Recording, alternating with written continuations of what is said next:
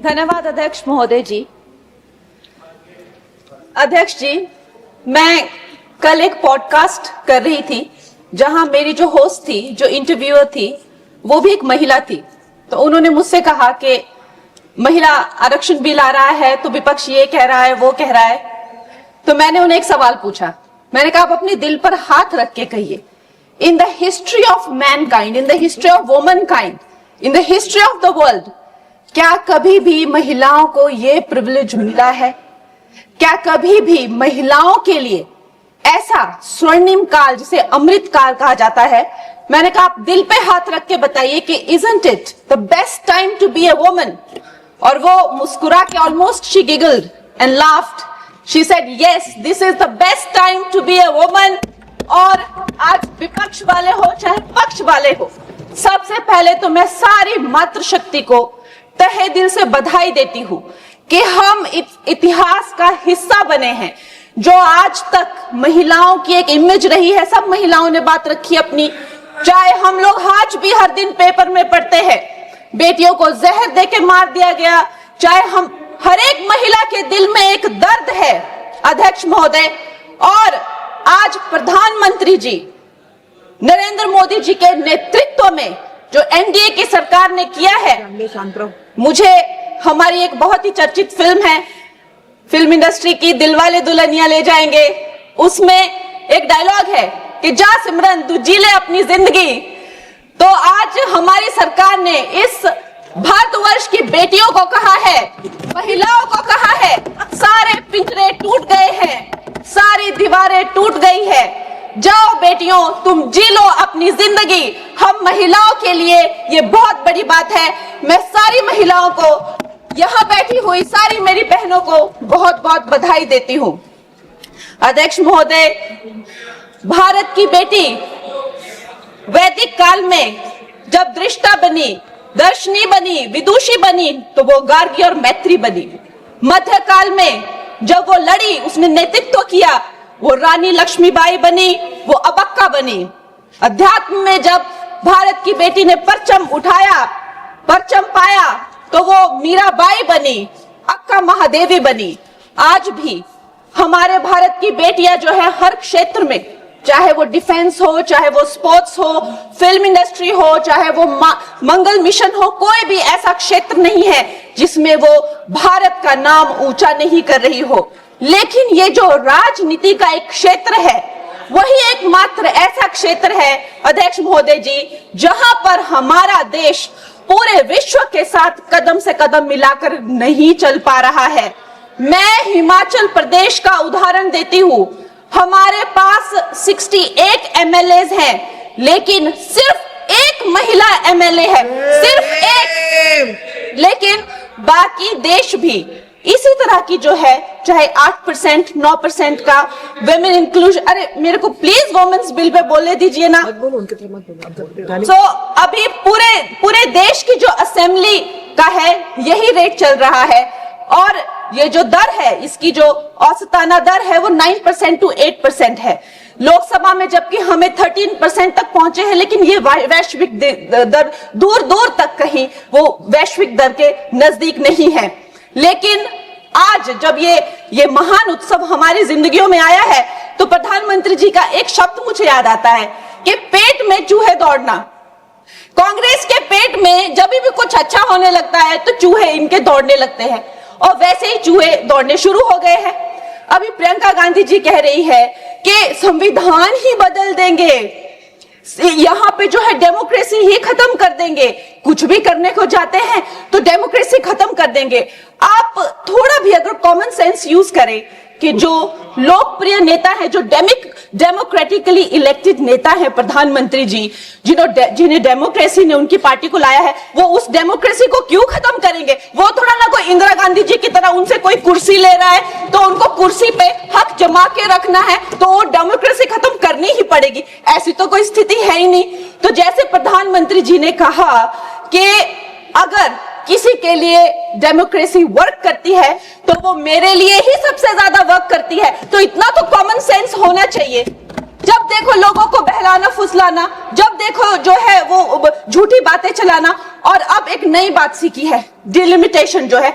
चलो women's bill, उनमें हिम्मत नहीं है बोलने की, डिलिमिटेशन में लफड़ा है, इसको हम लोग नहीं आने देंगे। अरे प्रियंका गांधी जी, जब लास्ट टाइम डिलिमिटेशन तो कोई बीजेपी का तो कोई प्रोसीजर है नहीं, एक ये संवैधानिक ये एक प्रोसीजर है, हर 11-11 साल में होता था, 51 में हुआ, 61 में हुआ, 71 में हुआ।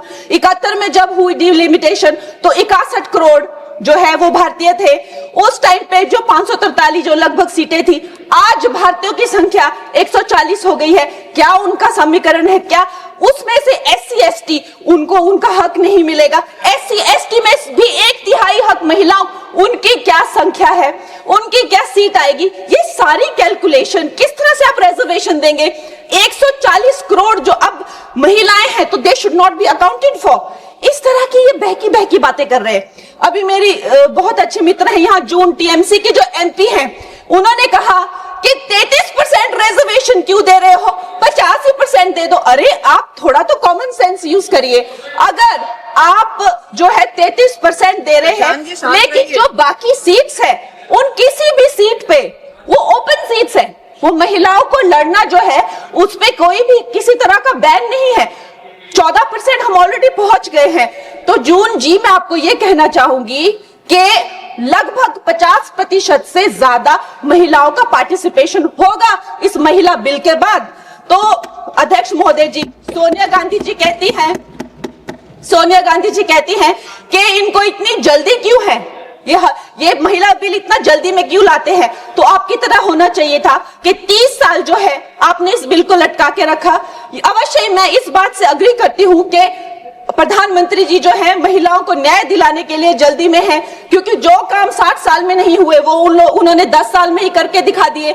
चाहे वो करोड़ों मकान पक्के किए हो, चाहे वो गैस सिलेंडर दिए हो, चाहे वो महिला को डिफेंस में लाना हो, चाहे वो गर्भवती महिलाओं को 12 वीक से लेकर 26 वीक की हॉलीडे हो, न जाने कितनी योजना, लखपति दीदी, ड्रोन दीदी, सेल्फ हेल्प ग्रुप्स, अगर मैं बोलने लगूं तो यहाँ बहुत वक्त चला जाए। लेकिन एक बात पक्की है कि वो एक जल्दी में है, महिलाओं को न्याय दिलाने की जल्दी। और ये जल्दी अब की नहीं है, ये जल्दी जब से वो हेड ऑफ गवर्नेंस बने हैं तब से है। गुजरात में भी बाकी स्टेट्स की तरह गुजरात जब वो चीफ मिनिस्टर बने तो एक फीमेल फिटिसाइड का जो एक प्रैक्टिस थी उसकी चपेट में था। उस टाइम उन्होंने, देखिए रूल हर जगह होते हैं, लेकिन एक लीडर की संवेदनशीलता देखिए, वहां पे उन्होंने एक जन जन को नुक्कड़ नाटक करने के लिए, जहां पे एक भ्रूण जो है वो माता से बात करता है कि माँ मैं जीना चाहती हूँ, कि माँ मैं आपकी तरह बनना चाहती हूँ, मैं भी कुछ अच्छा करूंगी, उससे करके लोगों में जो संवेदनशीलता आई, जो आत्मीयता आई, जो एक गर्ल चाइल्ड के लिए उनके मन में एक भाव उठा, उसके करके आप देखिए इंडिपेंडेंट इंडिया की हिस्ट्री में 1000 मेल चाइल्ड पर पहली बार 1020 फीमेल चाइल्ड हुए हैं। ये प्रधानमंत्री जी की कमिटमेंट है फॉर गर्ल चाइल्ड। लेकिन इन लोगों को जो है इस बात का दुख होता है। अध्यक्ष महोदय जी, मैं आपसे ज्यादा अध्यक्ष महोदय जी, मैं ये बात आपके संज्ञान में लाना चाहती हूं कि एक तरफ तो प्रधानमंत्री जी की नीति है और दूसरी तरफ जो है वो है कांग्रेस के लोग, विपक्ष के लोग आप कह लीजिए। MLA फूल सिंह जी ने इसी जनवरी में कहा कि अगर महिलाएं आकर्षक होंगी तो रेप तो होंगे ही। सोचिए, ये इनकी मानसिकता है। TMC के MP तपस पाल ने कहा, I will let loose my men to rape your women। ये इनकी मानसिकता है महिलाओं के लिए। मुलायम सिंह यादव जी ने कहा था, आज धर्मेंद्र यादव जी कह रहे थे ना कि हम फेमिनिस्ट हैं, उन्होंने कहा था कि अगर ये बिल आएगा तो सिर्फ जो अर्बन महिलाएं हैं वही पार्लियामेंट में आएगी और उसके करके जो है सीटियां और तालियां बजाने की जैसे जो है पुरुष काम करेंगे, उनको कौन संभालेगा? ऐसी इनकी मानसिकता है बेटियों के लिए। अध्यक्ष महोदय जी, जब मुझे टिकट 2024 में जब मुझे टिकट मिला था तो मेरा एक फोटो लगाकर उसके नीचे कांग्रेस के प्रवक्ता ने लिखा था कि मंडी में क्या भाव चल रहा है। इन्होंने, अध्यक्ष महोदय जी, मैं एक कलाकार हूं, मैंने रानी लक्ष्मीबाई जैसे स्वतंत्रता सेनानी से लेकर गैंगस्टर में एक भटकी हुई युवती से लेकर फैशन के ड्रग एडिक्ट से लेकर मैंने हर तरह का किरदार निभाया। रजो में एक सेक्स वर्कर से लेकर मैंने तलाईवी में एक लीडर की तरह हर किरदार निभाया है, जिसके लिए मुझे कई राष्ट्रीय सम्मान भी मिले हैं। ये एक कलाकार का धर्म होता है कि किसी भी कला में ढल जाना, लेकिन इन्होंने मेरी फिल्म के किरदार के फोटो यूज करके उसके प्रमोशन, जब मैं किसी उसके वो यूज करके नीचे लिखा कि मंडी की लड़कियों के क्या भाव है। अध्यक्ष महोदय जी ये भूल गए कि ये वो मंडी नहीं जो आपको फिल्मों में दिखाई थी, एक मंडी जो फ्लैश मार्केट को लेकर एक फिल्म बनी थी मंडी, लेकिन ये भूल गए ये वो मंडी है जहां मांडव ऋषि ने तपस्या की थी। मांडव ऋषि के नाम पर मंडी का नाम पड़ा है अध्यक्ष महोदय, और उसे छोटी काशी भी कहा जाता है। ये कांग्रेस की जो नीच सोच है उसको मंडी के लोगों ने, मंडी की बहन बेटियों ने जो है तब तमाचा मारा जब इसके रिजल्ट आए और दिखाया कि ये भारत की भूमि है, यहाँ बेटियों का अपमान करना जो है किसी पाप से भी बढ़कर है।